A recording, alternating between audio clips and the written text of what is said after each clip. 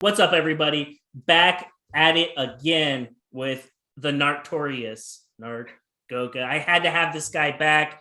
Nart, if this is your first time learning about Nart, make sure you guys go back a few weeks. I don't remember what episode it was, but it was like a couple weeks ago. He dropped by.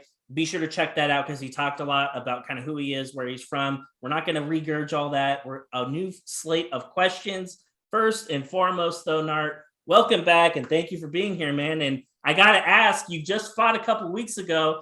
I got to know how you're feeling. Man, thanks for having me back, Tyler. And honestly, man, I'm feeling really good, man. Like I'm feeling like I just had sparring today. I feel great. I feel it's been a good day. It's been a great day, actually.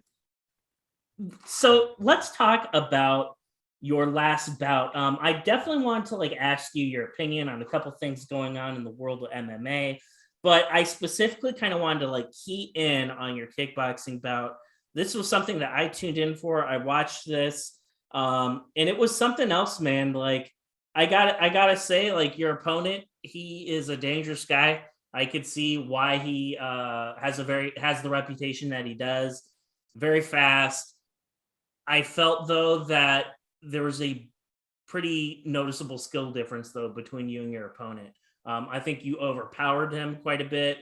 I think he was kind of forced to play kind of on the defensive end of things. And with it being a kickboxing bout, I felt like that kind of limited you to an extent on really what it was that you could have done. I feel if this were an MMA fight, it would have looked a lot different.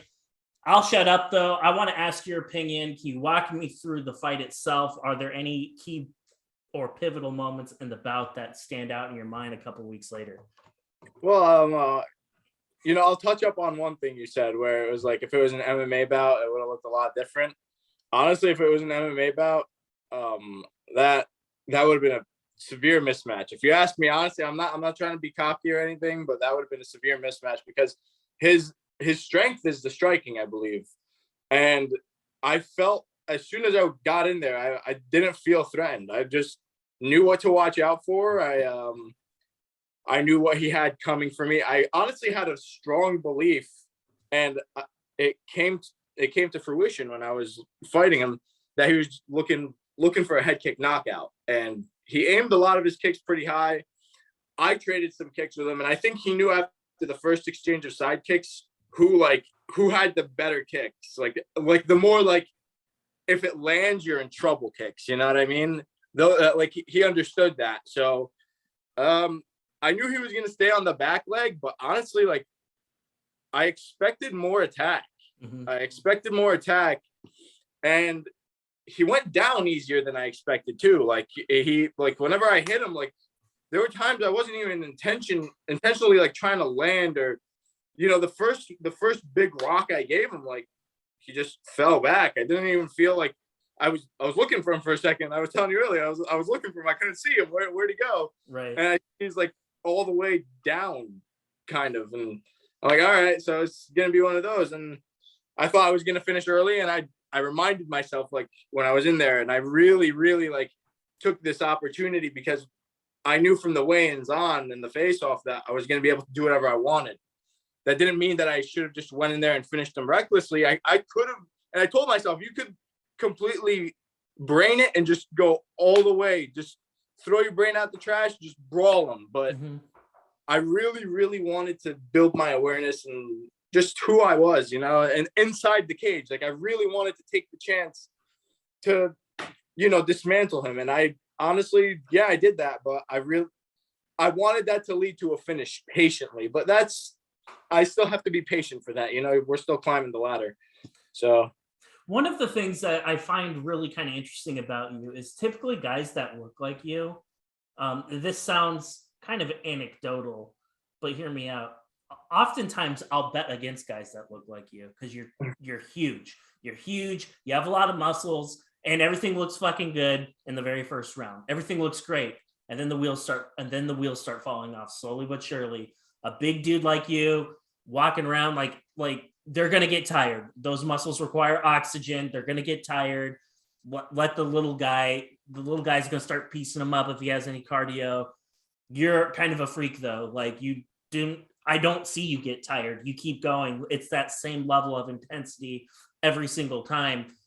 And from a cardiovascular standpoint, when you're going up on a kickboxing bout versus an MMA bout, is one more taxing from a cardio perspective than the other, or does it not make a difference to you? Oh, MMA is exponentially more taxing, but that makes it more fun. Mhm. Honestly, at the end of my last fight, at the end of the kickboxing bout, I looked back at it, and honestly, like while I was in the cage, I was thinking too. I was like, "Yo, I could do 5 more rounds of this. Like this isn't." And like what bothered me was that like I kind of wish they would change the rules from 2 minutes to 3 minutes, because I literally felt like I was just getting started.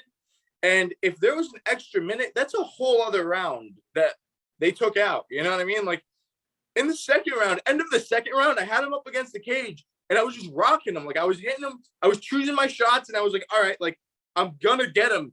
And lo and behold, the bell goes. And I'm like, yo, man, like if you give me more time, I'll defeat these guys. And that's all right, though. That's all right. That's a good problem to have. But at the same time, it still bothered me because I love kickboxing too. I love striking. I love fighting, man. Mm-hmm. So like, I'll do the grappling. I'll do everything.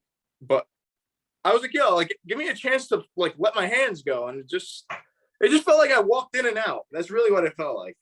I looked at it, and that was kind of one of the things low key that I was wondering. I was like, okay, you're taking an entire minute away. And for people who don't know, by and large, on the amateur circuit, typically these guys get 3 minutes. They're typically 3-minute rounds. Oh, to finish it off your question, MMA is totally different. There's the grappling, everything is involved, so it's exponentially more tiring. But that's just to finish the question. I got you, and I suspected that to be the case. But then there are also some times where I'm like, but if it's like a Mortal Kombat thing where it's like, kicks and just all kinds of crazy stuff nonstop. And if it were a bigger ring, I could see that. But that was kind of like what I speculated, MMA being more taxing from a cardio perspective.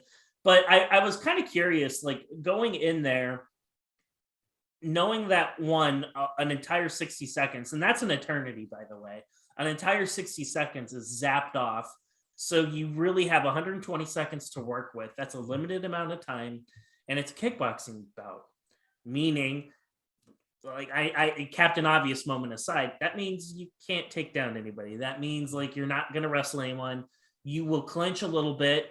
Yes, there's some limited clinching, and I like to see kickboxing in a cage, because when you're in a boxing ring, like it just kind of blows. Like there's really no clinch work to speak with. People just clinch each other when they get tired, and then the ref breaks it up. It's just like boxing. In a cage, I feel like you have a little more options with a cage inserted instead of ropes. They give you a little bit more leeway. I think that dirty boxing comes into play a little bit more. So with all that stuff I just said, did you ever think I don't know, you have an MMA background, you train at an MMA gym, and was there ever a point in time where takedown, oh shit, no, I'm kickboxing, I can't do that? Does your brain ever look for things and you're like, oh shit, I can't do that, oh shit, I can't do that? Well, I had his back a couple times, so I had his back, and I was like, yo, if I thought this to myself while I had his back, I was like, yo, if we were fighting MMA right now, you'd be done, man. I was like, and that's exactly what I was thinking. I was like, yo, I would have just lifted you, dumped you, and I would just wail on your head until referee pulls me off you, man. I was honestly that moment. And then there was another moment where I just kind of chased him and he fell, and he kind of fell. So I posted my arm out, my right arm on his head, and I was thinking to myself, whoa, I will finish you. But at the same time, I was like, he's on the ground and it's kickboxing, so let him back up. It's got to be such a tease. When you see somebody's back, you got to salivate at that. Oh, you dumb bitch. I am, you dumb bitch. I am going to get that back mount. I'm going to sink in hooks, and you are just fucked. And seeing that in a kickboxing bout, there had to have been a point where you're just can this be an MMA fight, please, for the love of God? But all being said, Nart, can you talk a little bit about what that experience was like? You got the win. I thought you dominated the fight. The scorecards reflected that. I don't think there was really any doubt at the end of the bout as to who won. Why did you take the kickboxing bout as opposed to an MMA bout? And like, was it just simply a matter of like fine tuning your striking skills before your next MMA bout? Yeah, honestly, yeah, it was for fine tuning, but I do want to be a pro kickboxer too.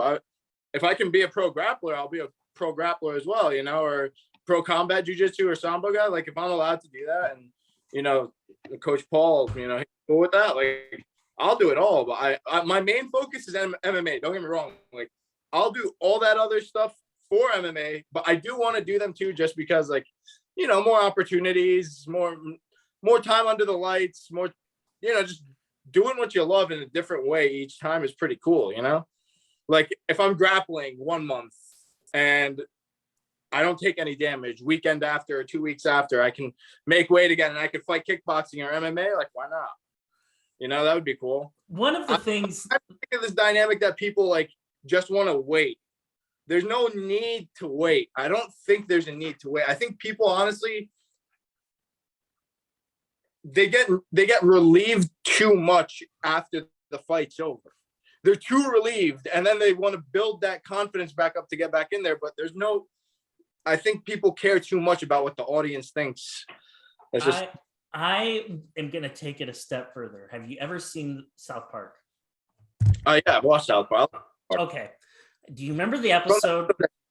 Or do you remember the episode where Randy Marsh like takes a giant poop and then like he's like trying to show everybody and he's like trying to preserve the giant like shit that he took with like water and stuff? You've never seen that? I never episode, no. Okay, well this is terrible. Okay, so anyway, long story short, like he takes this colossal poop and like he's like constantly trying to like keep it wet and so it doesn't dry out and crumble because he's like so proud of it, right?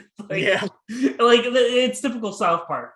I bring this up because I feel like fighters are like that when it comes to like their record. Like, oh, I'm gonna preserve my precious little record here. Yeah, and I understand that. I get it. I know records mean a lot, but at the same time, man, fighters fight. Like, we're not here to like look at people's records. Like, we're here to fight. And you know what? Like somebody gave you an opportunity when you were 4-0. Somebody gave you an opportunity like when they had more experience than you. And so it's just kind of like I don't know. I don't know. It's just kind of a lowbrow move to just kind of like be so strung up on like preserving the record and not being as active as you could, because you guys have to remember, like, you can only do this for a limited amount of time. When you're my age, you can't do this. Like, you have to make the most out of the time that you have right now, because you're going to live, Nart, to be 100 years old. And right. But like, think about like the window. When you think about the window where you can actually do this sport, it's limited. What are we talking? 10, 15 years maximum out of your entire life? That's a very, very small segment of time. That's if I'm like gifted enough to be like Yoel Romero, you know what I mean? Like, like if we're talking 15 years, I'll be 42 at that time. I'll be Yoel Romero's age. I don't know. Like I don't know if I want to be fighting that long, you know? Like when I'm done fighting, I just want to be done fighting. Like I'll practice, I'll make it my way of staying fit, but when I'm done fighting, I'm done fighting. Right now, I'm not done fighting, so I'm gonna fight. You know, whenever I can, whenever I'm given whenever my coach tells me, oh, hey, like they got someone for you if you're interested, I'm like, yo, I'm interested. You already know I'm in. So whatever it is, you know. You are a guy, and you told me this leading up to the kickboxing bout. You're like, Tyler, I'm gonna go in there, I'm gonna do work, and then I'm gonna go right back out. Like like you're like, there's not gonna be like a lot of time off. Like, trust me when I tell you I'm going to go back out. And I'm thinking to myself, like in my mind, I'm like, okay, I'll see you in August. Like, that's just kind of like what I'm thinking about, right? Talk to Mariah. She's like, oh yeah, Nart's fighting again. I'm like, you got to be kidding me. And she's just like, no, he's going back out. I'm like, oh, okay, like July, August. And she's like, no, at the end of the month. I'm like, that's fucking gangster. Like, you're a man of your word, man. You're going back out there. And honestly, the goal is to do as well as I can now so that I can go back in June and maybe like not have to do that much of a weight cut and just stay at 85. That'd be cool. But can you talk to me a little bit about this bout? Like, am I reading this right? Like you're gonna fight at 170 pounds? Am I reading this Yeah, correct? I got pick 171 May 26th. How, like, you're fucking huge. Like, how do you make 170 pounds without like killing yourself? Like, I have You're to gonna ask. see it. You're gonna see it. It's gonna happen. I'm gonna be fine, man. I know. Like, I know when it comes down to it, I can put anything I set my mind to, man. I know it. I just know it. So I'm just gonna do it. I'm gonna go out there. I'm gonna do it, and I'm gonna fight this guy, and then that's it. Like I'm gonna do the deed. Gonna go do the deed. When I'm not going to ask you on the record right now on air how much you're walking around at, but what I will ask is, making 70, is this something that you have to like game plan out like weeks and weeks and weeks ahead of time, or do you just kind of have like a method in place where it's like, I'm going to cut out my water, like I'm going to cut out my salt, and I'll be good to go, like in a very compressed window of time? Because somebody your size, I would imagine, like when you're talking about going down to welterweight, like that's a fairly decent cut for you, I would imagine. So can you talk a little bit, without giving anything too much away, can you talk a little bit about just like the demands of this weight cut? Is there anything from a nutritional standpoint or from a preparatory standpoint that you have to like put into your camp, considering the 170 weight class? Well, the cut doesn't really suck that much.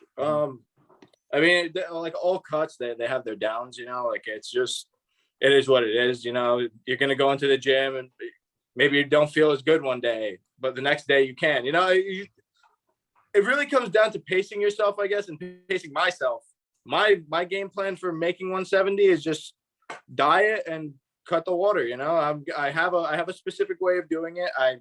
I take a lot of advice from Mariah, from my coach, from Wendell. I talked to my friend Dave about it.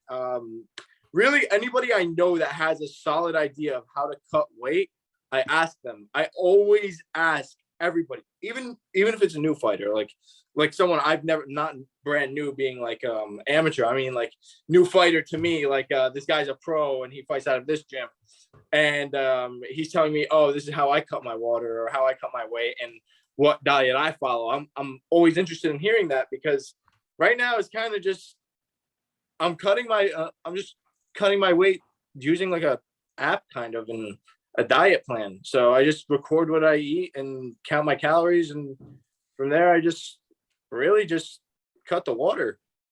All boring stuff. All the boring stuff, man. All the boring stuff, but that is like what you need to do. Like I would imagine, like what, 50% of it, 60% of it's all the boring shit, and then 30% of it's like fun, cool sparring stuff, and then like the 10% of it's, you know, the actual like cool stuff that we see, I would imagine. Yeah. Like I looked up this dude that you're fighting, and I really don't know a whole lot about him. Like I'm not really in the business of throwing shade at people or you know, saying they're scrubs. Like he's not like the most active guy. He's only got a few fights under his belt. I think he's 1-1. One decision went against him. One decision went in his favor. I'm assuming this is an error, and I think you know exactly what I'm about to say. This dude is like 5'5". Like he is really, really small. So I had to ask you, like, is that something that you kind of noticed as well? Like when you're scoping this guy out, like that seems to me like a pretty sizable difference. Oh, I actually didn't scope this guy out. So like, this is how I take my fights. I walk into the gym. Paul tells me, hey, you want to fight this guy at 185? And I'm like, yeah. And then I don't ask him any questions until it's like maybe a week or two out of the fight. But I did, because like this one was just a bounce off right away. So I'm coming off another fight, but I was like, yeah, show me this guy. I was like, do they got a guy for me? Because I also wanted to promote it on my page. I wanted to, you know, put it on my Instagram. So obviously when I got the picture, I knew exactly who it was.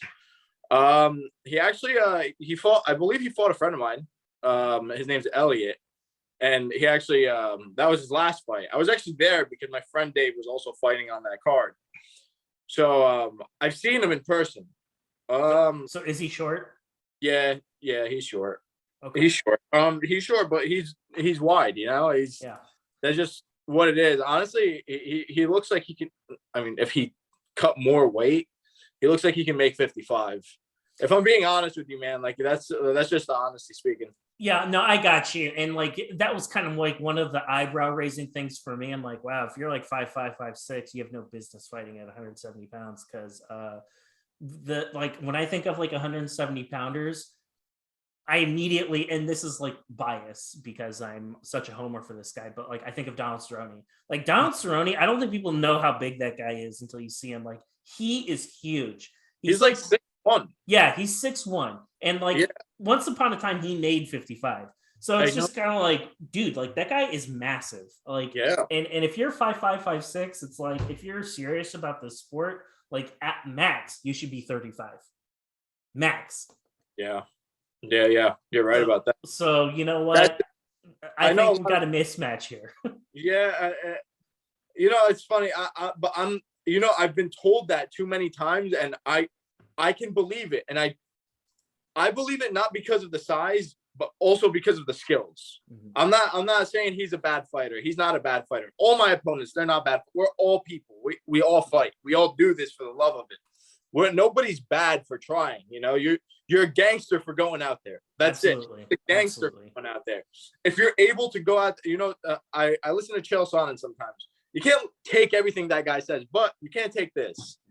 You're in a very vulnerable state when you're out there. You know, you're shirtless, half naked, 3/4 naked, honestly, and like you're fighting in front of a bunch of people who are criticizing you while they're sitting outside sipping their beer, dude. Like there's I'm not gonna say it's a mismatch. I'm not gonna take this guy lightly because then I'll probably lose, and I'm not gonna like I don't unless they're gonna talk to me and they're gonna say something. You're probably not going to hear a peep out of me. Like, don't get me wrong. When I get into it and like I'm fighting sometimes, maybe I'll say a couple things or, you know, like maybe like I'll chit chat amongst ourselves. Maybe nobody can hear, but like, I'm not going to sell this guy short. Like, I know when I go in there and leading up into this preparation, I'm not going to be like, oh, he's 5'5", he's 5'6". There's no way he's 5'6". He might be fast as hell. And his entry might be really good. And his takedowns might be really good. He might be really strong. But it's okay because I'm strong. I'm fast. And I'm really good too. And people are about to see that. Nart, I am so excited for this. I'm excited to see you in an MMA bout because there are other things about your game that I can only imagine how good you are at. And I want to be able to see it. And we'll be able to see you compete in a short amount of time, but I have to ask you the $1 million question before I let you go. Yeah. So right now, at the date of this recording, it is May 7th. We got a huge pay-per-view card tonight, and it is Charlie Donuts going up against Justin Gaethje. So that I said what I said. I said what I said. So I have to ask you, Nart. I have to ask you, Scalegate. Where are you at on that? Do you think there's fuckery involved? Do you think that, homie just came in a little heavy? What are your thoughts on that as a fighter? Well, I'll put it this way. If there's any sort of discrepancy between the scales, I mean, you could just take the same 5-pound plate that, you use to lift weights with, and you can put it on that one scale, and then you can put it on the other one. And if they both read the same weight, I mean, you'll be able to tell one, if it's a little heavy, you can still calibrate and fix it. You calibrate and fix. I mean, assuming the UFC is the biggest organization in the world, which they are, and, they probably have thought about this. So I would hope so. I would hope if you and me are having this conversation, you would hope a multi-million-dollar company would have the same conversation. Yeah. Oh yeah. And that's the thing about it that I don't understand. But you know what? Like, the guy missed weight by half a pound. Yeah, it's championship weight, but honestly, like, for me, what am I gonna say? The guy missed weight. I mean, at the end of the day, does it take away from the fighter that he is? No, it doesn't. But what I will say is yeah, he missed weight and he's no longer the champion. So like, that sucks for him, but it's his responsibility. Maybe he could have tightened a little more on the diet. Maybe he could have done something a little extra. But at the same time, too, I don't know his circumstances. So yeah. What I will say is there's no fuckery. It's you and yourself. Like, For me, I'll tell you this, man. I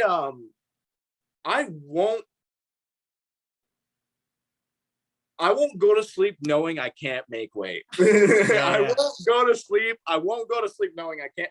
I just physically can't go to sleep knowing I can't make weight. So I will do what I must. You know what I mean? Like, I will do what I must, and that's it. Straight up. Other than that, yeah, man, like, that's what I think. That Nart, always a pleasure talking to you. We have a couple minutes left, and I want you to use up the couple minutes. Shout out whoever needs shouting out, or if there's anyone that you want to make fun of, why don't you go ahead and make the most out of this time? Buddy, but I do want to shout out one. I do want to shout out Mariah the champ and Jared, everybody who competed with me back in April, but specifically, it was me, Connor, Eric, and me, Connor, Mariah, and Jared. And I want to shout all of them out. It was a great time. We had amazing energy when we were getting, like, after the weigh-ins, during the weigh-ins, like during the fight in the back, like the whole time. It was just crazy. It was awesome. And I want to shout out everybody for this upcoming fight: Eli, Eric, Rose, yours truly right here. Yeah, we're all gonna tear it up. And CO. Other than that, my friend Antonio, and Dave. Antonio and Dave, you got an amazing shout out on the world's best MMA podcast. You two gents should feel really, really privileged on that. And I had to ask, like, after you won your kickboxing bout, how many beers did you have afterward? I didn't drink beers. Not at all. No beers, no pizza. I actually don't drink. I ate like a slice of pizza. Okay. So I found your thing. Pizza and like a 7-Up or something. That was you? Yeah. Okay, I got you. Guilty, huh? Hey, Nart, always a pleasure, and I wish you the best of luck in your upcoming bout, and I'm looking forward to talking to you again, my friend.